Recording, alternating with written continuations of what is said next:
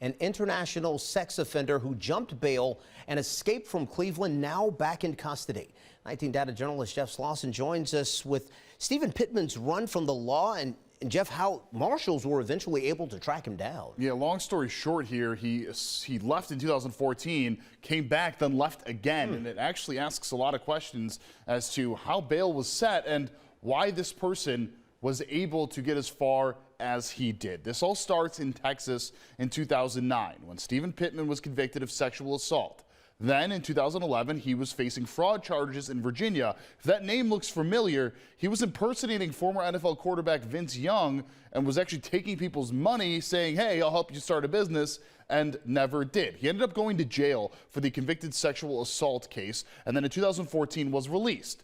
Now, part of his release said that wherever he moved to, he had to say and he had to register as a sex offender. And in 2014, he moved here to Northeast Ohio, and he failed to do so. And that is when another arrest warrant was released for him because he had failed to register as a sex offender. Now, instead of doing so, this is when this story starts to take a really insane turn here. From 2014 to 2023, Pittman moved to Germany, and he did not stop his actions once he arrived in Europe. In Germany, he raped a 15-year-old girl, and then finally in 2023, he agreed to return to Ohio and ultimately was arrested. And that is where our story picked up once again here. Now, when he returned to Ohio to face charges, the judge that was in charge of his case agreed to release him on a $10,000 bond.